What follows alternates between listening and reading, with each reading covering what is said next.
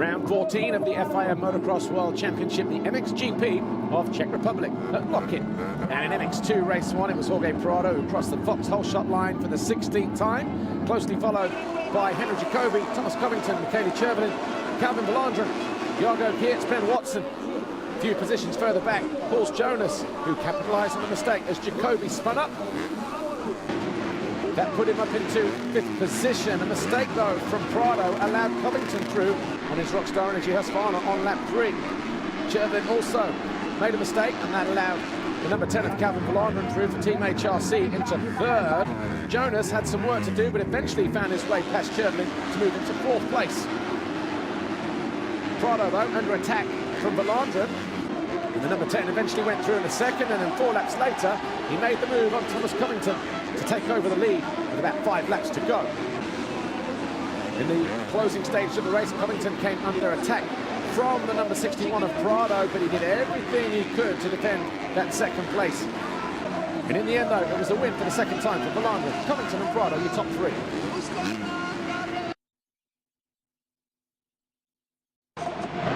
MXGP race 1, Jeffrey Herlings squeezed to the inside, but he still came out pretty good. He held a nice tight line, and his teammate, Tony Cairoli, crossed the Fox shot line for the 15th time.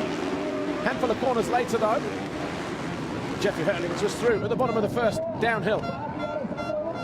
Took a nice inside line, and from there, he never looked back.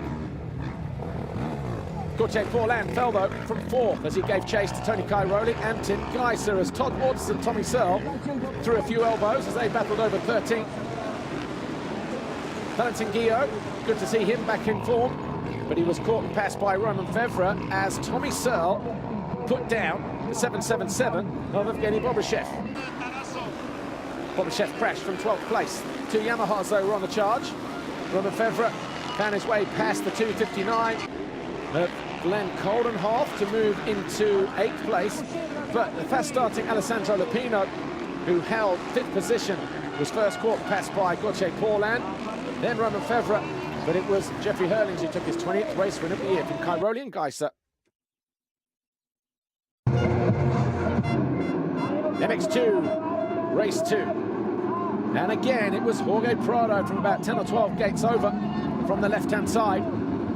17 foxhole shots now for the young Spaniard. He entered race 2, 2 points clear of his championship teammate, Paul Jonas.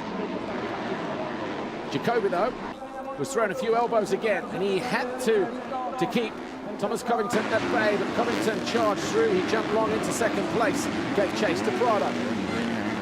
Jonas was in 4th. He found his way past Thomas Olsen, and then quickly past the 29 of Jacobi.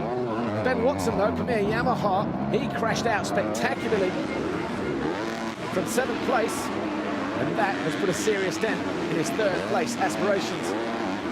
Valandren was on the charge once more. He took a few laps to get wound up, though, and he quickly started charging his way through the field. That move on Thomas Olsen, and this one on Jonas eventually happened, but Jonas made him work for it.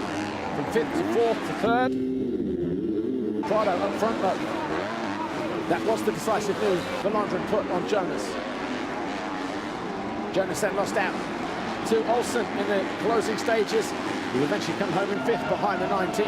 But Jorge Prado took victory for the 9th time in race 2 from Thomas Covington and Calvin Valandren. Prado took the overall for the 7th time this year. Calvin Valandren and Thomas Covington on the podium for the 5th time, but we have a new championship leader as we head to round 15. Jorge Prado now, the new championship leader for the first time this year, the first time in his career, the first time since June 2008, since Picali has had the championship leader's red plate. I pushed hard.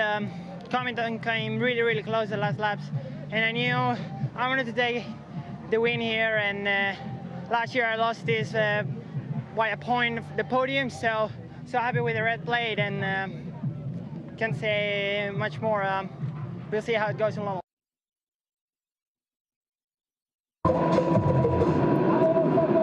MXGP race 2. Herlings again got squeezed to the inside as Cairoli made it foxhole shot number 16. Searle held a nice tight line through turn 1. but it was the number 77 of Alessandro Lupino who was the lead Kawasaki for Kevin Van Renroy. But before the end of the lap, again, Jeffrey Herlings struck early. Another decisive move down the inside of Kai Rowley. The two Yamahas, or three Yamahas actually, because Van Horbeke was just ahead of Fevre. Simpson was in the mix, so too was Ivo Monticelli. Monticelli made that move on Simpson. Simpson eventually came down in 14th place. Monticelli, despite his high status in the early stages of race 1, eventually faded back to 16th. Paul Lando under attack in 4th place. Van Horbeke went through for Monster Energy Yamaha, and in the same turn, Romain Fevre also put the Frenchman back a position. He was now in 6th for Rockstar Energy Husqvarna. And after a couple of laps of following his teammate Romain Fevre, made a move to go 4th. Van Horbeke was now in 5th. Tim Geiser was circulating all alone in 3rd for Team HRC as Evgeny Bobashev dishing it out to the 128 of Monticelli as he climbed to an eventual 12th place. Tony Cairoli didn't have the goods this weekend, still struggling with a thumb injury, picked up 2 weekends ago in Indonesia. And once again, it was Jeffrey Herlings. 21 race wins now in 2018. He took his 11th Grand Prix victory of the season with a pair of wins. Cairoli, a pair of seconds. Tim Geiser, a pair of thirds, his 5th visit to the podium. And Jeffrey Herlings now 30 points clear at the top of MXGP. Clement de Salis 3rd, but he lost 8 points to Tim Geiser this weekend.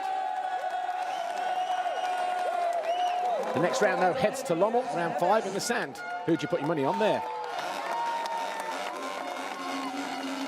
Yeah, definitely. With the beginning, I was a bit struggling to find my rhythm, but like after 10 minutes, I really got going, and I felt like I was in a good position. So, it was a good moto, to come out with 2 moto wins. It's been really good.